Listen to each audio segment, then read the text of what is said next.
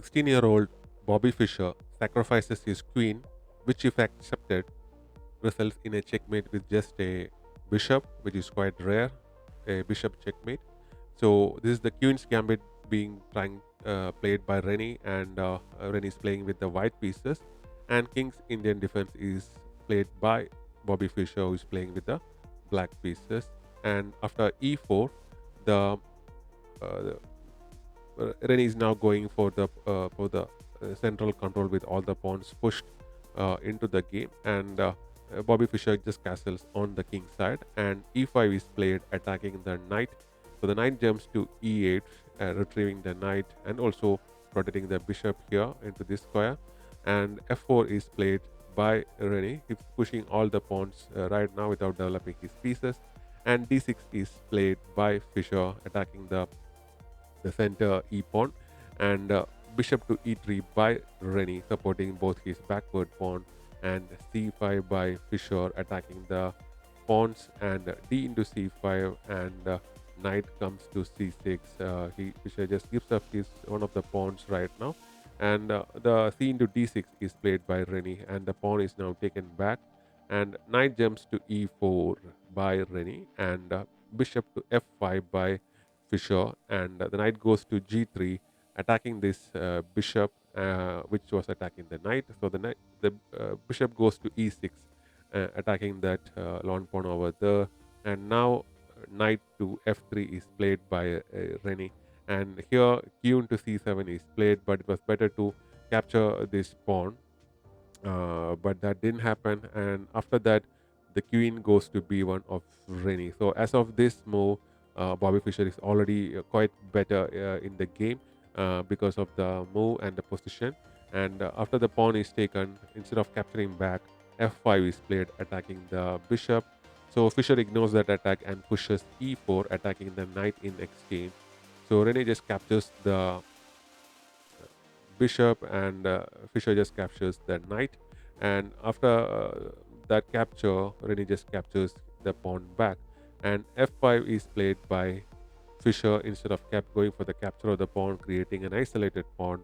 And after f5, f4 is played, preventing this further advance of the pawn, because it will create a pin, a fork on the bishop and the knight. So the pawn push of f4 prevents that, and knight goes to f6, activating the knight and also allowing the rooks to come here and to capture, and because the king is out here in the open. So bishop to e2 by Rene, and rook comes to e8, attacking the pawn over there.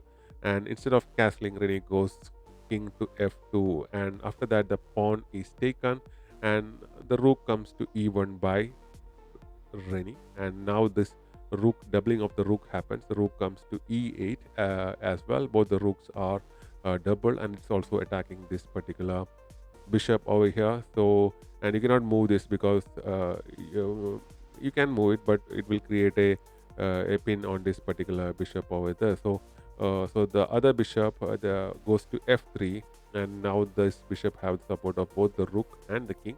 So, but Fischer had other plans. He just go for the capture of that bishop with his rook, and the rook captures the rook, and the rook captures back, and now the king captures the rook. So basically, at this point, Rene is up the exchange, and then Fischer plays this incredible move, q to f4 check.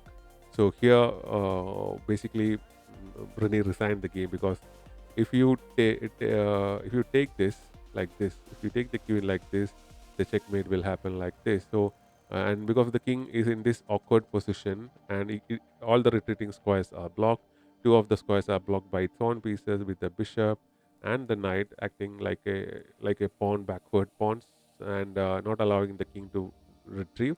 And this square is covered by the bishop, and all these last squares are covered by the bishop, and the other two squares are covered by the pawn, and this square is covered by the knight over here. So that's a checkmate on the board. So instead, the king can retrieve. He can deny that sacrifice, and after all, you only lose a pawn, right? And you're still up the exchange. So the knight goes to g4, and after that the knight comes to e3, again creates a check, and the king comes to f2, and the knight jumps to d4. And because you can take this bishop with the knight jump here, so the queen had to go here. There's only two square available. If you go here, the knight will take. So the queen went there, and after that it's a check. Because this bishop is pinned, you can place the knight here and check as earlier.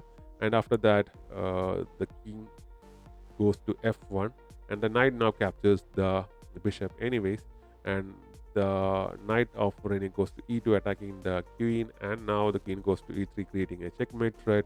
So here the queen had to come to g2, and after this check the king do not have anywhere else to go. So the queen have to capture this knight, and after knight captures, it's a check. And once the king goes here, the bishop comes to f6, and after this a check, and the following check series will happen. And this is a checkmate on the board right now. So an incredible sacrifice by Fischer, resulting in the checkmate, in Rene's resignation, instant resignation, because no matter what you do, you cannot escape from this threat. And to do this when he was 16 years of age shows the geniusness of the man. And the kind of games he played are truly incredible and world class. So thanks very much for watching. We'll be back with more such videos.